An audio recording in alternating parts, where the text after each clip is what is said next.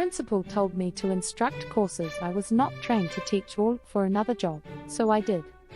I've been teaching for 6 years, at my last school for 2 years. I have a BA in history and MA in education.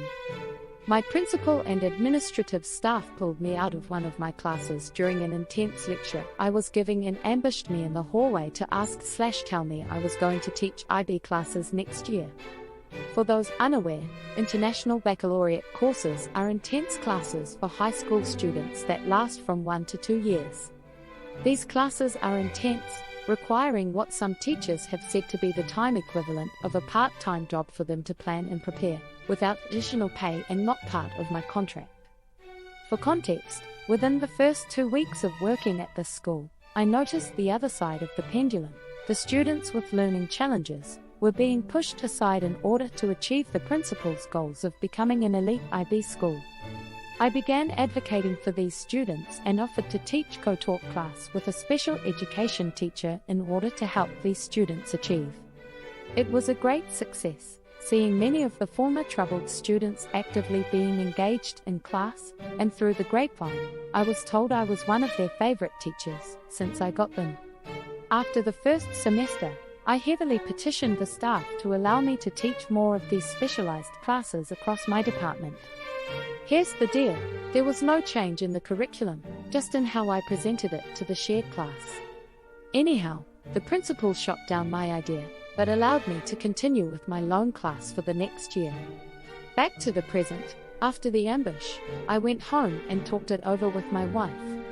She is my rock, and understood that I was troubled with the additional task of basically adding an additional 15 hours of work a week to my schedule. She said, "Go with your heart." The next week I scheduled a meeting with the principal. I told him I was unprepared to teach the IB course this year, but if he would give me this year to prepare the additional materials and create a curriculum, I would be good to go for the next. I also asked if there were any other additional classes he would like for me to put together to teach next year. He said, "No, teach this course next year or look for another job." I asked about additional co-taught courses for the shared students who were overlooked. He said they were not important. I reminded him, yet again, I was currently working toward my PhD in history in order to teach college-level courses in high school, so students could get dual credit and a jump on college and tech schools. He laughed at me and said, I quote, "None of the additional education you have taken since you started working here benefits the school at all. No one cares." This took the wind out of me. I love teaching. All of the additional work, time and effort spent away from my family has been in order to be a better teacher, a better example for my students. I told him I would need to think about this, and quietly left the room. I took the next day off, spending time with my family and speaking with my therapist. I am very lucky to have a wonderful support system. I went back to work after that, and there were a number of staff that spoke to me privately. They agreed what he said was shameful.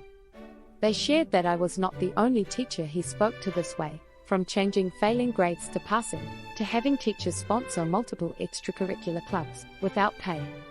I went to my union rep and added my statement to his ever-growing pile of staff statements about the principal. I assured him I was willing to go to the school board, etc., just give me a call. Yep, I decided I was done. I wrote the principal an outstanding resignation letter, full of positivity and thanking him for the wonderful opportunity to work at his school and to have learned from his outstanding example of leadership. Did I also mention I forwarded the email to the entire staff? There was no way he could publicly respond negatively to my resignation, and he was furious. The majority of the staff knew what was going on. There were many smiles and fist bumps. I was told by the office staff later there were 5 other teachers that resigned, making this the biggest turnover in staff in a decade.